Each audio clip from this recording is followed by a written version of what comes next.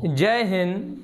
सभी विद्यार्थियों का स्टडी पॉइंट कंपटीशन क्लासेस में स्वागत है।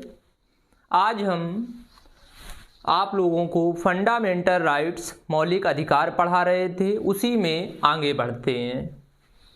पिछले वीडियो में आपको अनुच्छेद 19 डिटेल से समझाया था, सारी चीज़ें समझ में भी आई होंगी।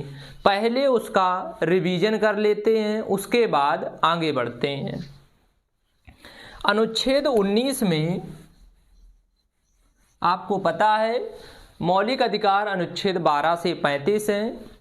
पार्ट वाइज उनको समझाते जा रहे हैं। अनुच्छेद 19 में हमने 7 प्रकार से स्वतंत्रताएं बताई थी, जिनमें से एक को कानूनी अधिकार बना दिया गया है। तो पहली जो बताई थी बोलने की स्वतंत्रता, अभिव्यक्ति की आज़ादी, उसी में मीडिया आ जाती है। प्रेस की स्वतंत्रता, क्वेश्चन बनता है प्रेस की स्वतंत्रता संविधान के किस अनुच्छेद में है, तो 19 के फर्स्ट में। याद रखना है, जब बोलना आ गया तो दूसरे नंबर पे बताया था सभा करना, सभा कर सकते हैं। जब आपने सभा की तो काफ़ी सारे लोग जुड़े, उससे संगठन बनाया। जब संगठन बन गया तब फिर देश में कोने कोने में घूमने की आज़ादी, तो देश के चारों कोने में घूम सकते हैं। जब घूमे तो वहाँ पर बसने के लिए जहाँ पर मन किया वहाँ पर आप बस सकते हैं। जब बसेंगे तो वहाँ पर संपत्ति भी किराए पे कब तक रहना होगा, तो संपत्ति भी खरीदेंगे। तो 19 के 6 के तहत संपत्ति का अधिकार, 19 का 7 जब वहाँ पर बस गए संपत्ति खरीद ली तो व्यापार करने का अधिकार, ये सारी चीज़ें बताई थी। 19 के 6 को मौलिक अधिकार से उठाकर कानूनी अधिकार बना दिया गया। कहाँ पर रख दिया गया? अनुच्छेद 300 का में। किसी दिन बताएंगे 19 के 6 में जो संपत्ति का अधिकार है और 31 में जो संपत्ति का अधिकार है, दोनों में अंतर क्या था। चलिए अब शुरू करते हैं आज अनुच्छेद 20 और 21। अनुच्छेद 20 और 21 की खासियत क्या है? अनुच्छेद 20 और 21 को आपातकाल के समय भी निलंबित नहीं किया जा सकता है। आप लोग याद रखेंगे, क्वेश्चन बनता है कौन से अनुच्छेद हैं जो आपातकाल के दौरान निलंबित नहीं हो सकते, तो अनुच्छेद 20 और 21 बहुत महत्वपूर्ण है, ध्यान से समझना है।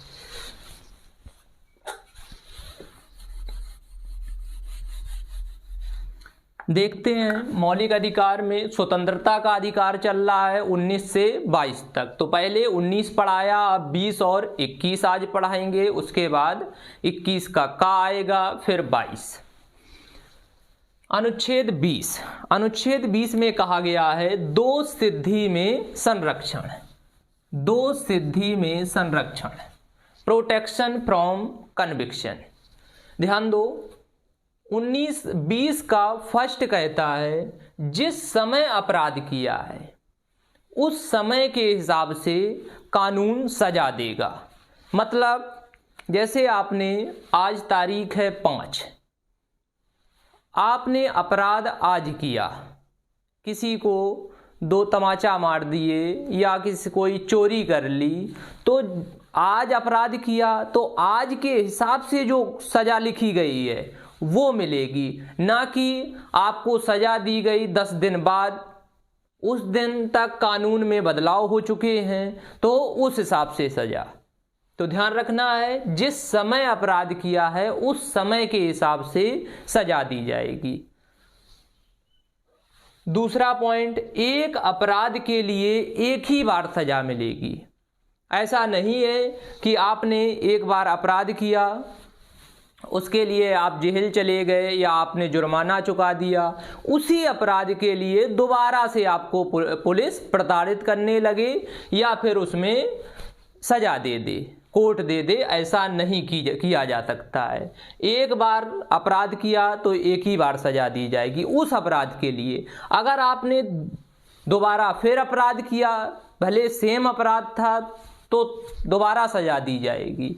लेकिन ऐसा आप नहीं कह सकते एक अपराध, तो मतलब एक सा अपराध नहीं, एक अपराध। अगर किसी एक व्यक्ति को मारा तो उसकी सजा मिलेगी, फिर आपने सजा काट ली, फिर एक व्यक्ति को मार दिया तो सजा काट ली, तो उसमें बार बार सजा मिलेगी। इसके बाद तीसरा पॉइंट है, खुद के विरुद्ध गवाही के लिए नहीं उकसाया जा सकता। मतलब पुलिस हो या अन्य कोई व्यक्ति मतलब आपको प्रताड़ित नहीं कर सकता है कि आप ये कोई इल्ज़ाम है या कोई केस है उसको खुद के सर ले लो, आपने नहीं किया है, फिर भी इसके लिए नहीं उकसाया जा सकता। ये पॉइंट वाइज क्वेश्चन बनते हैं, जब कोई डीपली प्रश्न आता है तो ध्यान रखना है। इसके बाद आ जाता है अनुच्छेद 21।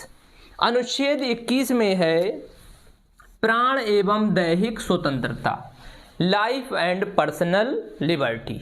यहां पर समझो, लाइफ मतलब जीवन, आपका जीवन कोई नहीं छीन सकता है, ना दूसरा ना तुम। सेकेंड पॉइंट में लिखा है आपकी जान या जीवन कोई नहीं ले सकता है, और आप आत्महत्या भी नहीं कर सकते हैं, मतलब दूसरा भी नहीं मार सकता है, आप खुद भी नहीं मर सकते हैं। अगर आत्महत्या करते आप पकड़े गए, अगर चले गए तो कोई दिक्कत नहीं, अगर बच गए तो तुम्हें पुलिस उठा के ले जाएगी। तो याद रखना है, आप आत्महत्या भी नहीं कर सकते हैं। इसके बाद स्वच्छ पर्यावरण में रहने का अधिकार। आपको याद होगा कि आप जो गाड़ी का प्रदूषण बीमा ना बना हो, प्रदूषण ना हो, तो आपको क्या होता है, पुलिस गाड़ी अपने कब्जे में ले सकती है, ज़्यादा धुआं दे रही है या चालान काट सकती है। वो किस अनुच्छेद के तहत? अनुच्छेद 21 के तहत ही उसे छूट मिली हुई है, क्योंकि स्वच्छ पर्यावरण में रहने का अधिकार है और आप क्या कर रहे हैं, प्रदूषण फैला रहे हैं, इसलिए वो चालान काटती है और आपकी गाड़ी थाने में भी जब्त कर सकती है। इसके बाद सभी के स्वास्थ्य की देखरेख सरकार करेगी, तो ये सरकार की जिम्मेदारी है। आपको एग्जाम्पल अगर दें तो ये कोरोना का ले लो, सबसे अच्छा एग्जाम्पल। कोरोना में सरकार का अरबों रुपए खर्च हुआ है, हजारों रुपए की वैक्सीन सरकार ने फ्री लगाई है, तो आपको इसी के तहत सरकार काम कर रही है। सभी को स्वस्थ रखने का अधिकार, रहने का अधिकार, ये काम सरकार करेगी कि सभी लोग स्वस्थ रहें। कोई महामारी फैल जाए, कुछ हो जाए किसी गरीब के पास, तो आपने देखे होंगे सरकारी हॉस्पिटल में 1 रुपए में इलाज होता है, तो ये सरकार का अधिकार, कर्तव्य है।